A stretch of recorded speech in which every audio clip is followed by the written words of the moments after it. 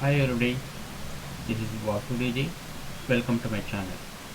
Today I am going to talk about the types of counseling services. In that, the first type is centralization of services.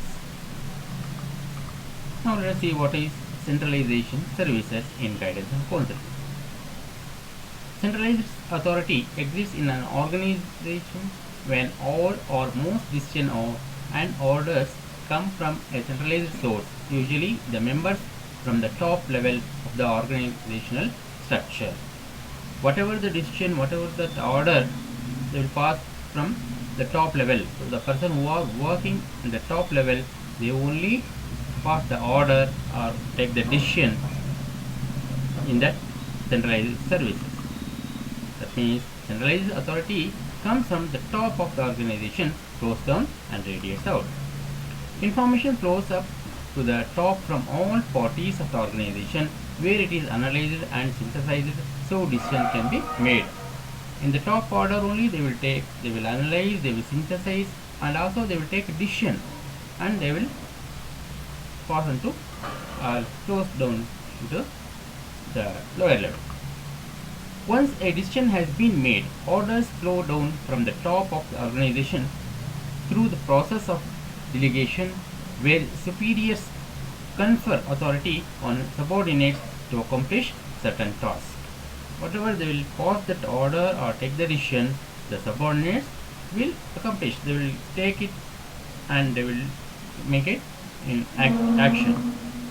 The top level remains in control and coordinates, monitor and assess all activities necessary for compliance with the order. Now, what are the advantages of centralization? Standardization of procedure and systems. Centralization enables standardization of procedures and systems. It facilitates smooth working in the organization. So whatever they will take, that they will maintain the standard and they will follow certain standard procedure in making decision or passing any order. There is also a consistency in day-to-day working. So there must be a consistency in working. So that centralization is very useful in this counseling. Second is facilitates evaluation. When same policies are used for all segments of guidance services, their performance can easily be evaluated. So if they are following that order from the top, so we can evaluate how the performance is. It also helps in comparing the results of different departments. So all the departments follow the higher authority so that we can compare the results of different departments.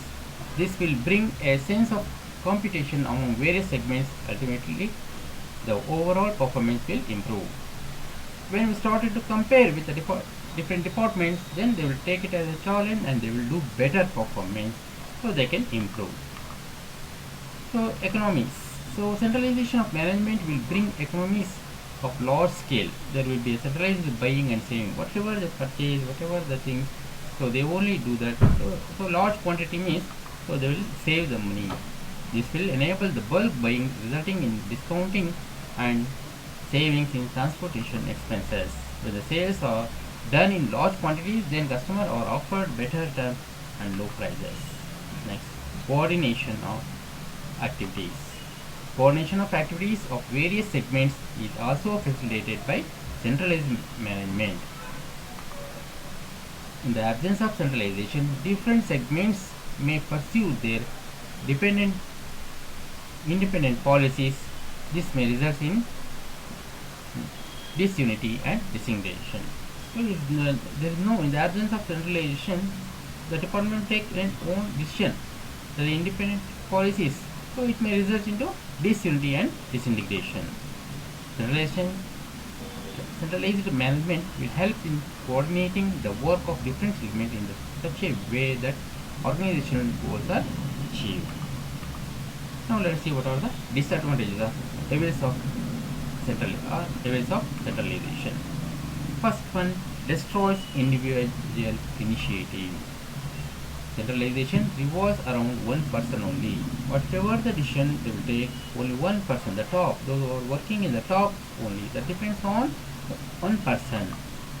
So one man takes all the decision and decides the modes of implementing them.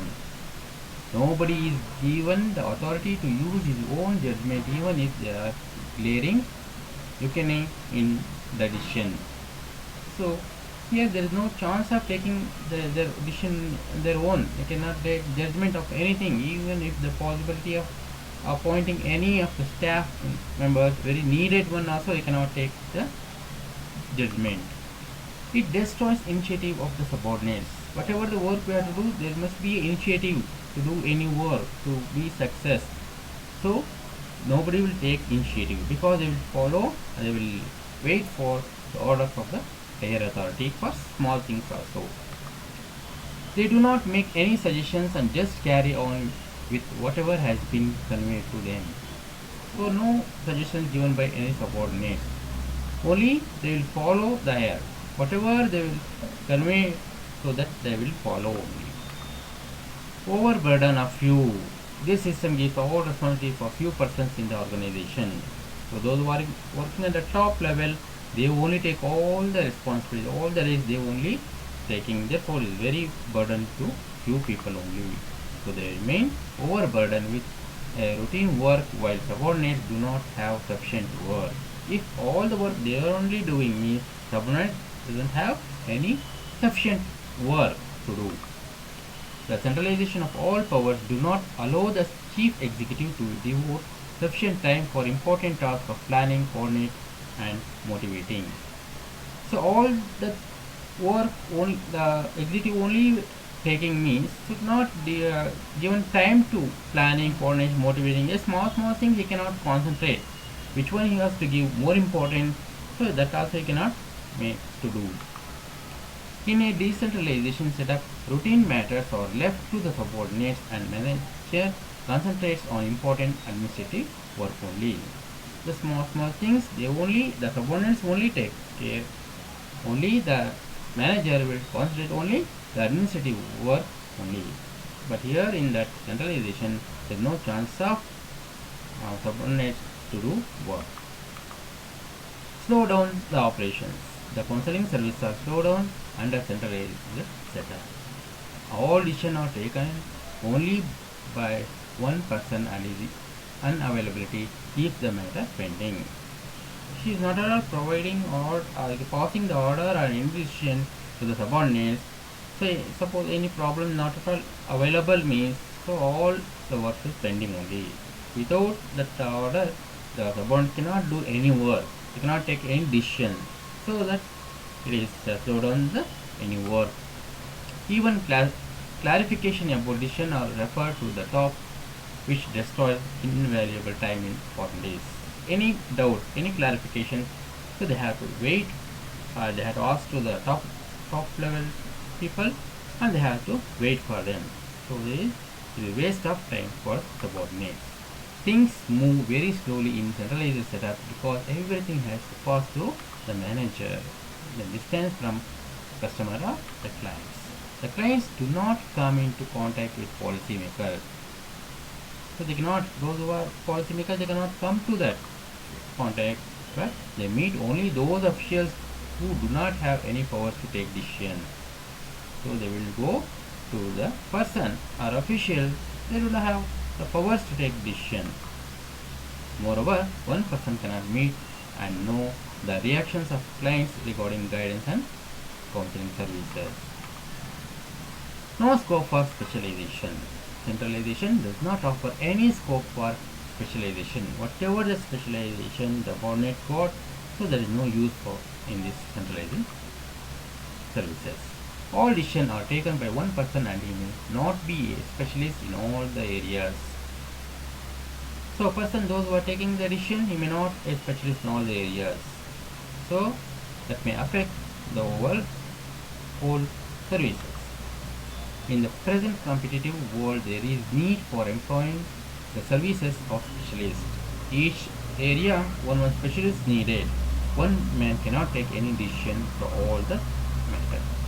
Even if specialists may be employed under centralized setup, they will not be given free hand in the area.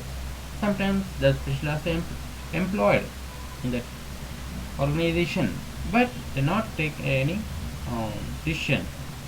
They are not free to take any decision.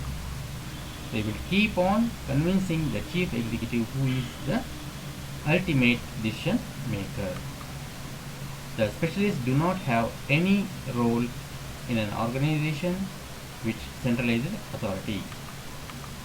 So that's about centralization. So if you not yet subscribe my channel, please subscribe.